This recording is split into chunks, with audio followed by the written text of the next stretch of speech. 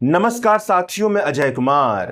वक्फ संशोधन कानून 2025 पर सुप्रीम कोर्ट ने बहुत ही महत्वपूर्ण फैसला सुनाया है। कानून को पूरी तरह से खारिज नहीं किया गया है, कानून बरकरार है, मगर संशोधन कानून से ऐसा प्रावधान हटाया गया है जिससे सरकार को वक्फ के संबंध में बहुत ही ज्यादा शक्ति मिल रही थी, मनमाना करने की शक्ति मिल रही थी। सरकारी अधिकार को यह शक्ति मिल रही थी कि वह मनमाने तरीके से वक्फ की जमीन पर कब्जा जमा ले। उस प्रावधान को सुप्रीम कोर्ट ने खारिज कर दिया है, उस पर रोक लगा दी है। सुप्रीम कोर्ट का यह फैसला अंतिम फैसला नहीं है, अंतरिम फैसला है। अगर पक्षकार फैसले से संतुष्ट नहीं होते हैं तो वह इस फैसले पर अपील भी कर सकते हैं।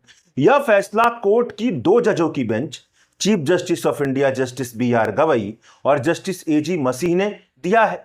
इन्होंने अपने फैसले में यह कहा कि याचिकाकर्ताओं का वक्फ संशोधित कानून 2025 पर एक महत्वपूर्ण विरोध यह था कि यह कानून सरकारी अधिकारी को यह शक्ति देता है कि वह वक्फ की किसी भी संपत्ति को सरकारी संपत्ति का अतिक्रमण बताकर, सरकारी संपत्ति का इंक्रोचमेंट बताकर सरकारी संपत्ति घोषित कर दे। सुप्रीम कोर्ट ने याचिकाकर्ताओं के इस विरोध को स्वीकार किया।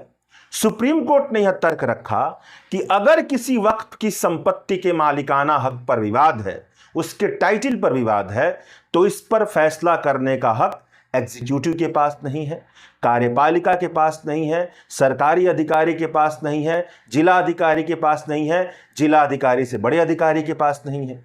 सरकारी अधिकारी को मालिकाना हक तय करने की शक्ति दिया जाना संविधान के सेपरेशन ऑफ पावर का उल्लंघन है। इसीलिए वक्फ संशोधन कानून 2025 का वह प्रावधान जो डेजिग्नेटेड ऑफिसर यानी किसी सरकारी अधिकारी को मालिकाना हक तय करने का अधिकार देता है, उस प्रावधान पर रोक लगाई जाती है। किसी वक्फ संपत्ति के मालिकाना हक तय करने से जुड़ा विवाद अगर होगा तो संशोधित कानून के तहत ही ट्राइब्यूनल की बात की गई है, तो पहले वह ट्राइब्यूनल में जाएगा, फिर अगर ट्रिब्यूनल का फैसला पसंद नहीं आता है तो अपील की जाएगी, मामला हाई कोर्ट में जाएगा और उसके बाद सुप्रीम कोर्ट में जाएगा। यानी वक्फ संशोधन कानून 2025 के उस प्रावधान पर सुप्रीम कोर्ट ने रोक लगा दी है जो वक्फ के संबंध में सरकारी अधिकारी को मनमानी शक्ति देती है, मनमाना काम करने की इजाजत देती है, उस पर सुप्रीम कोर्ट ने रोक लगा दी है।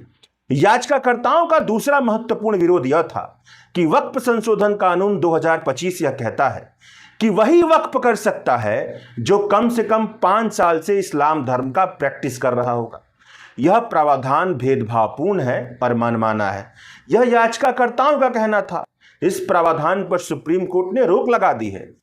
इस पर सुप्रीम कोर्ट ने कहा है कि यह प्रावधान लागू करने से पहले सरकार को यह नियम बनाना पड़ेगा कि कैसे वह तय करेगी कि कोई 5 साल से कम 5 साल से इस्लाम धर्म का प्रैक्टिशनर है या नहीं, इस्लाम धर्म मान रहा है या नहीं। यानी इस प्रावधान पर सुप्रीम कोर्ट ने रोक लगा दी है और यह कहा है कि अभी हाल फिलहाल इस पर रोक लगाई जाती है। पहले सरकार यह तय तो करे, रूल तो बनाए कि किस आधार पर वह तय करेगी कि कोई कम से कम 5 साल से इस्लाम धर्म को अपना रहा है। वक्फ संशोधित कानून 2025 पर याचिकाकर्ताओं का तीसरा विरोध यह था कि यह कानून ऐसा है जिसके तहत सेंट्रल वक्फ काउंसिल और स्टेट वक्फ बोर्ड में गैर मुसलमानों को भी शामिल किया गया है। इस पर सुप्रीम कोर्ट ने निर्देश दिया कि वक्फ बोर्ड के प्रमुख संगठन में, प्रमुख प्रशासकीय संगठन में इस नियम का पालन करना चाहिए ताकि गैर मुस्लिमों का बहुमत ना बने। नियम ऐसा बने ताकि वहां पर गैर मुस्लिमों का बहुमत ना बने। सुप्रीम कोर्ट का यह भी जवाब था कि वक्फ कानून के प्रशासकीय संगठन में केवल मुस्लिम रहेंगे या उनका चरित्र सेकुलर होगा, इस प्रश्न पर अभी वह विचार नहीं कर रहे हैं। जहां तक संभव हो यह कोशिश की जाए कि सेंट्रल वक्फ काउंसिल और स्टेट वक्फ बोर्ड में बहुमत में गैर मुस्लिम ना रहे और अध्यक्ष के पद पर कोई ना कोई मुस्लिम समुदाय से आने वाला व्यक्ति ही बैठे। तो यह 3 महत्वपूर्ण याचिकाकर्ताओं की तरफ से विरोध दर्ज किए गए थे और इन 3 विरोधों पर सुप्रीम कोर्ट ने यह बातें कही हैं। पिछले साल भर से वक्फ कानून पर जबरदस्त बवाल मचाया जा रहा था।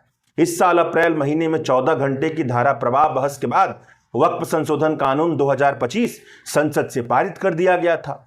विपक्ष ने इस कानून को मुसलमानों की जमीन हड़पने वाला कानून बताया था। इस कानून को रद्द करने के लिए कई याचिकाएं सुप्रीम कोर्ट में डाली गई थीं। कपिल सिब्बल, अभिषेक मनु सिंघवी, राजीव धवन जैसे जो धुरंधर वकील हैं, उन सब ने इस कानून पर बहस की थी और सरकार के वकील ने इस कानून पर बहस की थी। बहस लगातार 3 दिन तक चली थी। 22 मई साल 2025 को फैसला इस पर सुरक्षित रख लिया गया था। अब जाकर के सुप्रीम कोर्ट ने इस पर फैसला सुनाया है। शुक्रिया।